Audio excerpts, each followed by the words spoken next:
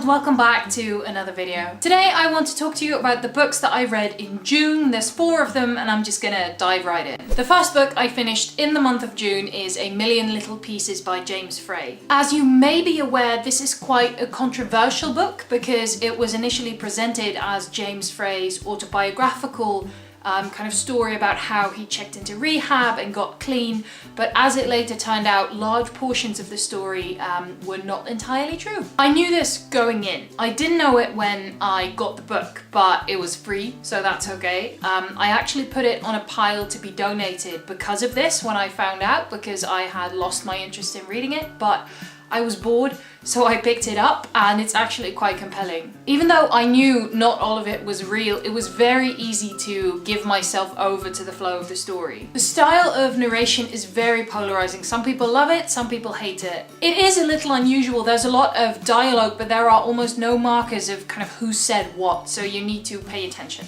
I personally got on with it really well, maybe also because I recently read 2 of Margaret Atwood's books which use a similar style, so I was kind of used to it already. The story itself is pretty intense and dark and gory at times, but also touching and beautiful at times. The author has a very strong idea of how he wants to do things with regards to his, getting clean, and how he feels he needs to do things. And as I was reading the story from his perspective, it was very easy to sort of give myself over to that and to follow him along in that train of thought. But after I'd finished it and after I'd read a little bit more about how exactly the whole scandal happened and other things that have happened kind of around him since, I started to like him less and less. I haven't read any of his fiction work, so I don't know how much his voice is sort of present in that, but I just started to feel like he was a bit full of himself. The problem also for me is that there hasn't been some sort of conclusive statement about this book to kind of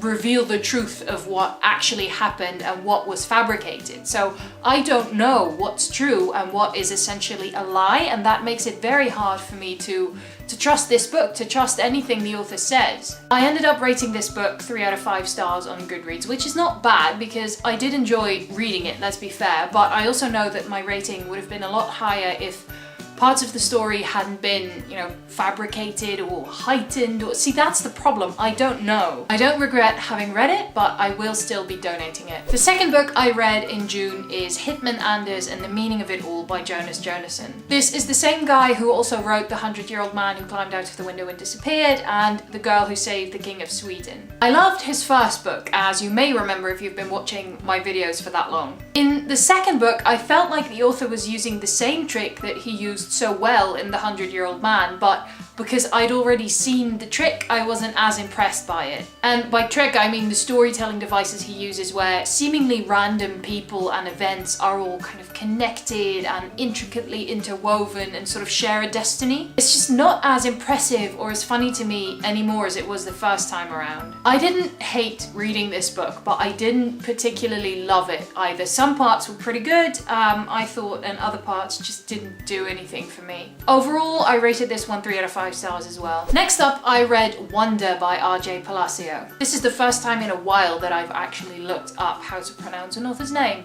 Go me. This is a book that I had been aware of for a very long time, and I actually specifically picked it up because it would fill one of the squares on my ABC reading bingo because it's an ABC staff choice. It's also been getting a lot of attention recently because there is a film adaptation coming out later this year with Julia Roberts and Owen Wilson. I enjoyed the book much more than I thought I would. It was written in a much more kind of compelling way than I thought it would be. What I didn't know going in, for example, is that the story is actually written from multiple perspectives, which is something that I don't always like, but I feel like in this book it actually adds a lot of perspective to the story. But there were also moments that I didn't like that much, moments that I felt like were too sugar-coated or too perfect or too imperfect for that matter. I'm not sure if this is true, but I felt like some bits were kind of verging on problematic, and I'm hesitant to say much about this because obviously I've never had any experiences similar to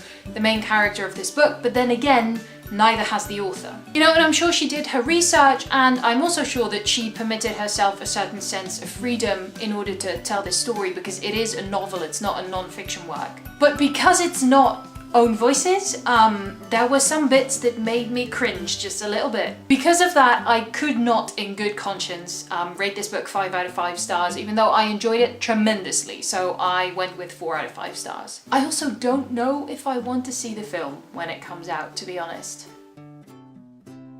Finally, I read After Alice by Gregory Maguire, which is a book that I wrapped as a blind book date a couple of times and then got interested in reading myself, which is something that happens a lot with my sci-fi and fantasy blind book dates. It's sort of a retelling of the story of Alice in Wonderland, except Alice doesn't feature in it all that much. Instead, the story mostly focuses on Alice's neighbour Ada, her sister Lydia, and a young black boy named Siam. This book has a lot of negative reviews on Goodreads and a rating of like 2 point something, which is very low. I read it because I thought it sounded interesting and also to fill up my book with bad reviews square on the reading bingo. I actually quite enjoyed it. Like, it's not the best book I've ever read and the language takes some getting used to, especially in the first couple of chapters, but it's a fun, quirky, quick read. I finished this in about a day and a half, and it would have been much quicker if I hadn't also been working for both those days. I really wanted to rate it 3.5 stars out of 5 on Goodreads, but